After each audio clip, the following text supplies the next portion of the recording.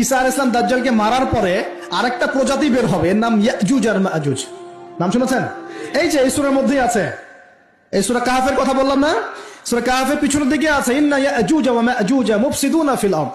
যুলকারনাইন বাদশার কথা পড়বেন, তিনি এই যে দেয়াল নির্মাণ করে দিয়েছিলেন লোহা এবং তামা দিয়ে, মনে আছে, পড়েছেন?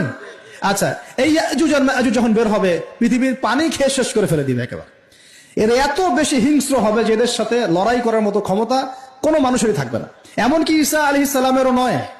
ঈসা আলাইহিস সালাম তুর পাহাড়ে চলে যাবেন মুসলিমদেরকে নিয়ে, তুর পাহাড়ের ভিতরে মুসলিমরা সেখানে লুকিয়ে থাকবে, পৃথিবীর মেসাকার অবস্থা হয়ে যাবে, পৃথিবীর পানি খেয়ে শেষ করে ফেলে দিবে একদম হিংস্র প্রজাতি। তখন ঈসা আলাইহিস সালাম আল্লাহর কাছে দোয়া করবেন, আল্লাহ এই বিভৎস জাতিকে ধ্বংস করো। আল্লাহ রাব্বুল আলামিন তখন ওই ইয়াজুজ আর মাজুজের এই কাঁধে, ঠিক কাঁধের মাঝখানে একটা ভাইরাস জন্ম দিবেন। কি জন্ম দিবেন? ওই যে বলি না মহামারীর ভাইরাস, অমুক ভাইরাস তমুক ভাইরাস, এই ভাইরাস আরো সামনে আছে বাকি এখনো। ওই ভাইরাসে, ওই পোকায়, ওই ব্যাকটেরিয়া বা যেটাই হোক আল্লাহ পাক যাই দিবেন, এতে করে ইয়াজুজ আর মাজুজের পুরো প্রজাতি ধপ ধপ ধপ ধপ করে মারা যাবে। মানে এটা ছোঁয়াচে রোগ হবে। কি রোগ হবে? ছোঁয়াচে। ঠিক যেমন আমরা একটু করোনা দেখলাম না, একজন থেকে আরেকজন, একজন থেকে আরেকজন, এরকম জিনিস চলবে আরো বিশ্বে। আর এখনকার নতুন রিসার্চ হচ্ছে ওই সাইবেরিয়া অঞ্চলের যে বরফগুলো আছে না, ওর নিচে এই 1 লাখ বছর, 1.5 লাখ বছর, 2 লাখ বছর আগের ভাইরাসগুলো নতুন করে জায়গা শুরু করেছে এখন। হ্যাঁ, এগুলো বিজ্ঞানীরা বলছেন যে এগুলো আবার কোন দিন জানি পৃথিবীতে আত্মপ্রকাশ করা শুরু হয়। সবকিছুই ঘটবে। বিশ্বটার খুব রহস্য আছে, বিশ্বটার অনেক রহস্য আছে। আল্লাহ পাক এগুলো খেলার ছলে সৃষ্টি করেন নাই, পরীক্ষা। লিয়াবলুয়াকুম আইয়ুকুম আহসানু আমালা, আল্লাহ পাক বলেছেন। এরপরে ইয়াজুজ আর মাজুজের সব প্রজাতি মারা যাবে।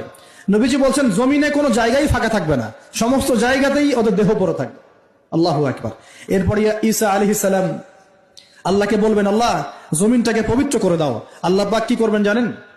বড় বড় নখরওয়ালা, বড় বড় নখ আছে, নখ দেখেছেন? বড় বড় নখ, বড় বড় নখওয়ালা একটা স্পেশাল প্রজাতির পাখি আল্লাহ পাঠাবেন। কি পাঠাবেন? পাখি। এটা কোন পাখি, কি নাম আমরা জানি না। ঠিক এরকম করে এই এক শ্রেণীর পাখি আল্লাহ পাঠাবেন যাদের নখগুলো খুব বড় বড় হবে, বিশাল বিশাল নখ। এই নখগুলো দিয়ে তারা দেহগুলোকে উঠাবে, উঠিয়ে নিয়ে কোথায় যে ফেলে দেবে আল্লাহ ভালো জানেন। সুবহানাল্লাহ, আল্লাহু আকবার। আল্লাহ পাক বিশ্বে কত কি বাকি রেখেছেন এখন। এরপরে আল্লাহ পাক কি করবেন জানেন? আল্লাহ পাক বৃষ্টি বর্ষণ করবেন। এত বেশি বৃষ্টি হবে, এত বৃষ্টি হবে, জমিন ধুয়ে পরিষ্কার হয়ে যাবে। হাদিসে আসছে জমিন একদম চকচক করবে, জমিটা পরিষ্কার হয়ে চকচক করতে থাকবে। এরপরে, কারণ ওই ভাইরাস তো ধুইতে হবে না, ভাইরাসকে ধুয়ে সাফ করতে হবে। তারপরে ঈসা আলাইহিস সালামের সময়ে বলা হচ্ছে, তার সময়ে একটা ডালিম, ডালিম দেখেছেন কিনা? আনার ডালিম, এই ডালিমের যে খোসা হয় না, এই ডালিমের খোসার নিচে একটা পুরো পরিবার আশ্রয় নিতে পারবে। কি বুঝলেন? এত বড় বড় ফল হবে, এত বরকত হবে জমিনের মধ্যে। কখন বরকত হয়? যখন একটা জনপদের অধিবাসীরা আল্লাহর সামনে আত্মসমর্পণ করে, তখন আল্লাহ বরকত দেয়। আমরা কি আত্মসমর্পণ করছি? এই জন্যই তো অর্থনৈতিক মন্দা চলছে। এমনি এমনি নাকি? সুদ খাচ্ছেন, দিব্যি ঘুষ খাচ্ছেন, দুর্নীতি করছেন, জেনা করছেন, মানুষের সম্পদ আত্মসাৎ করছেন, মাপে কম দিচ্ছেন, আবার নামাজও পড়ছেন, মাশাআল্লাহ। তো বরকত কোত্থেকে আসবে? তো বরকত কখন আসে? যখন একটা কওম আল্লাহর সামনে সম্পূর্ণ আত্মসমর্পণ করে। একটা ডালিম হবে, এটা রূপকথা নয়, এগুলা গাল গল্প বলছি না। এই প্রতিটা কথা আল্লাহ পাকের ওহী থেকে আসছে, এর একটা কথা মিথ্যা হবে না ইনশাআল্লাহ তাআলা। বিশ্ববাসীরা দেখবে একটা ডালিমের নিচে একটা পরিবার আশ্রয় নিতে পারবে। এত স্পেসিফিকলি বলা হয়েছে হাদিসগুলোতে। নবী সাল্লাল্লাহু আলাইহি ওয়াসাল্লাম বলেছেন যে 10 জন ঘোড়সওয়ার, কয়জন ঘোড়সওয়ার? 10 জন ঘোড়সওয়ার বের হবে ইমাম মাহদীর সময়, যারা খোঁজ নিতে যাবে যে দেখি দাজ্জাল বের হয়েছে কিনা। ঘোড়ায় করে খোঁজ নিতে যাবে, দেখি দাজ্জাল বের হয়েছে কিনা। ওই 10, নবীজি বলছেন আমি ওই 10 জনের নামও জানি, ওদের বাবার নামও জানি। সুবহানাল্লাহ। এত স্পেসিফিক জ্ঞান দেওয়া হয়েছে আল্লাহর পক্ষ থেকে নবী সাল্লাল্লাহু আলাইহি ওয়াসাল্লামকে। তার হাদিস থেকে বলছি যে ডালিমের নিচে পরিবার আশ্রয় নিতে পারবে। তো অনেকে হয়তো হাসবে, কি বলে একটু উল্টা পাল্টা কথা, তাই না? নাস্তিকরা মনে করতে পারে যে হাসবে, আরে হাহারি এক দিয়ে রেখে দেবে। এখন মানুষ ফেসবুকের মতো চিন্তা করে, ফেসবুকের মতো হাসে, ফেসবুকের মতো কাঁদে। মানুষ এখন রোবটিক হয়ে গেছে। ঠিক আছে? আচ্ছা, তো এরপর কি? এরপরে বরকতের এই সময়টা শেষ হয়ে যাবে কখন? যখন মানুষ আবার সেই জেনা, পাপ, শিরিক, কুফর এগুলোতে লিপ্ত হবে। আল্লাহ রাসূল বলছেন এমন একটা মানুষও বাকি থাকবে না, একটা মানুষও না যে খালি লা ইলাহা ইল্লাল্লাহ কালিমাটা পড়তে জানে, এমন একটা মানুষও বাকি থাকবে না। বলেন নাউযুবিল্লাহ। ওরা হবে এই পৃথিবীর সবচেয়ে নিকৃষ্ট মানুষ। ওদের চেয়ে নিকৃষ্ট কোনো মানুষ এই পৃথিবীতে হবে না। এখনো কি এরকম সময় আসে নাই? এখন কি লা ইলাহা ইল্লাল্লাহ আছে না? আছে। হ্যাঁ, হয়তো তার পূর্ণাঙ্গ প্রয়োগটা নাই, কিন্তু কালিমা তো আছে কিনা? তখন নবীজি বলছেন এমন একটা যুগ আসবে যে লা ইলাহা ইল্লাল্লাহ বলার মতো একটা মানুষ খুঁজে পাওয়া যাবে না, আর মানুষ রাস্তাঘাটে কুকুরের মতো জেনা করবে। রাস্তাঘাটে কুকুর যেমন সঙ্গম করে না রাস্তাঘাটে, ওই রকম করে মানুষ রাস্তাঘাটে জেনা করবে। ওই সময়ে আল্লাহ রাব্বুল আলামিন পশ্চিম দিক থেকে সূর্য উঠাবেন। কোন দিক থেকে? সূর্য সত্যি সত্যি পশ্চিম দিকে উঠবে। পৃথিবী একদিকে ঘুরছে না এখন, কে জানে আল্লাহ পাক পৃথিবীর ঘূর্ণন থামিয়ে উল্টা দিকে ঘোরাতে পারেন, পারেন না? অবশ্যই পারেন। আল্লাহ পাকের জন্য এটা খালি বলা, কুন ফায়াকুন, হও হয়ে যাও, ব্যাস ব্যাস।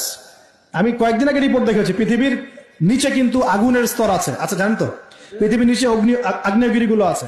পৃথিবীর ভিতরেও একটা ঘূর্ণন হয়, সেই ঘূর্ণনের দিক পরিবর্তন হচ্ছে দিন দিন, এমনটা রিপোর্ট এসেছে। দেখেন, আপনি ইন্টারনেট ঘাটাঘাটি করেন, দেখেন। আর অনেকে রিপোর্ট করছে যে পৃথিবী আগে যে গতিতে ঘুরতো, এখন পৃথিবীর ঘূর্ণন গতি একটু বেড়ে গেছে। দেখেন রিপোর্ট, দেখেন। ঘূর্ণন গতি বেড়ে যাওয়ার মানে হচ্ছে টাইম দ্রুত পাস করবে। আর শেষ জামানার হাদিস এটাও আছে, সময় দ্রুত পাস করবে, আছে না? এটা হাদিস আসছে। তো প্রিয় ভাইরা, এই সময়ে মানুষ খারাপ হওয়া শুরু করার পরে এমন খারাপ হবে, আল্লাহর নাম নেওয়ার মতো কোনো মানুষ থাকবে না, আল্লাহ আল্লাহ বলার মতো কোনো মানুষ থাকবে না। তখন পশ্চিম দিক থেকে সূর্য উঠবে। কিভাবে কিয়ামত হবে? নবীজি বলছেন, একজন ব্যক্তি পানি খাওয়ার জন্য পাত্রটাকে মুখের সামনে নিবে, পানি গিলতে পারবে না, কিয়ামত হয়ে যাবে। নাউযুবিল্লাহ। ইযা ওয়াকাআতিল ওয়াকিআ লাইসা লিওয়াকাআতিহা কাযিবা আল খারিআতু মাল খারিআ ওয়া মা আদরাকা মাল খারিআ। আছে না? আম্মা ইয়াতাসাআলুন আনিন নাবাইল আযীম। কত সূরা আছে কিয়ামত সংক্রান্ত, পড়ে দেখেন। ইযা যুলজিলাতিল আরদু জিলজালাহা ওয়া আখরাজাতিল আরদু আথকালাহা ইযা আশ-শামসু কুওয়িরাত ওয়া ইযা আন-নুজুমু ইনকাদারাত। এই সূরাগুলো পড়ে দেখেন। আম্মা পারার শেষ পারাটা, যেটা 30তম পারা, এর সূরাগুলো পড়ে দেখেন। কিয়ামত চোখে দেখতে পারবেন ইনশাআল্লাহ।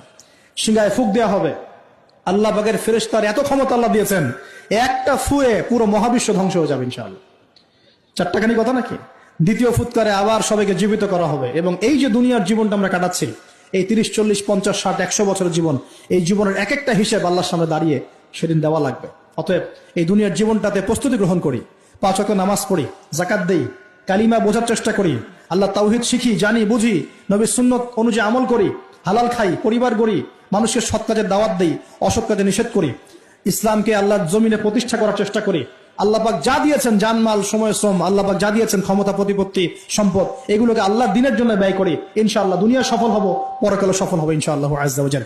আল্লাহ পাক আমাদের সবাইকে সমকালীন ফিতনাগুলো সম্পর্কে সচেতন থাকার তৌফিক দান করুন, এবং এই রমজান, আসন্ন রমজানে পরিপূর্ণরূপে ইবাদত করার তৌফিক দান করুন, এবং এই ইবাদত এবং শিক্ষাগুলোকে সারা বছর ধরে রাখার তৌফিক দান করুন, এবং জামানা সম্পর্কে সচেতন থেকে আগামী দিনে যা হবে সেভাবে পদক্ষেপ নেওয়ার তৌফিক আল্লাহ পাক দান করুন। আমিন।